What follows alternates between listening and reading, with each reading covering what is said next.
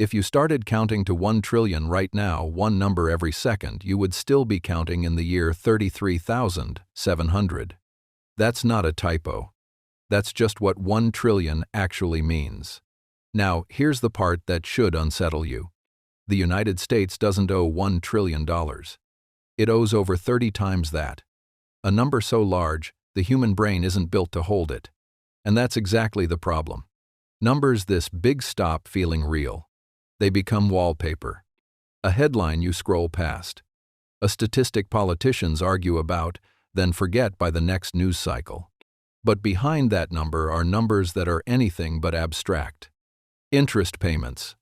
Budget decisions. Choices being made right now that will land on someone's shoulders. Maybe yours. Maybe someone who isn't even born yet. Let's make it smaller. Not smaller in scale, smaller in shape. If the national debt were divided evenly across every person in the country, each person's share would run into the tens of thousands of dollars. Not the government's debt. Your debt. A bill with your name quietly attached to it, whether you ever agreed to it or not. But dividing the debt by population isn't even the scary part. The scary part is what the debt costs just to maintain. Not to pay off. Just to keep from growing out of control. Every year, the government spends an enormous sum of money on nothing. No roads. No hospitals. No schools. Just interest. The cost of having borrowed money in the past. In recent years, interest payments on the national debt have climbed into the hundreds of billions of dollars annually, an amount that now rivals or exceeds spending on entire major federal programs. Money spent to stand still. Here's the part that makes this feel less like a statistic and more like a slow-motion trap. When interest costs rise, the government often borrows more money just to cover the interest on what it already owes. Debt used to pay for debt. Which means the number doesn't just grow. It compounds. Quietly. Continuously.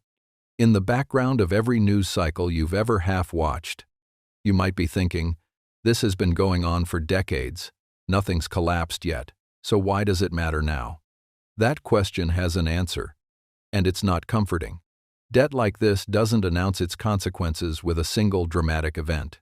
It shows up in smaller, quieter ways first. In how much of the federal budget gets consumed by interest instead of investment. In how governments respond to interest rate changes because higher rates make old debt more expensive to maintain. In long-term pressure on programs future generations will depend on. It's not a bomb. It's erosion. The kind you don't notice until the ground beneath you already feels unstable. And here's the truly unsettling part. Almost nobody currently paying into the system will be the one who has to fully reckon with it. That bill gets pushed forward. Year after year. Administration after administration. Onto people who had no vote in the decisions that created it. This is why the number stays abstract. Because if it stopped being abstract, if people really felt the weight of it, it would demand a different kind of conversation. One about trade-offs. One about what gets funded and what gets sacrificed. One most people, and most politicians, would rather not have. So the number stays large. Distant. Someone else's problem. Until, eventually, it isn't. None of this means panic. Countries have carried significant debt burdens before.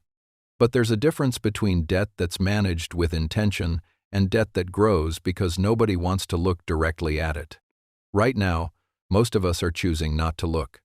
The most dangerous numbers aren't the ones that scare you. They're the ones too large to feel real until the day they suddenly are.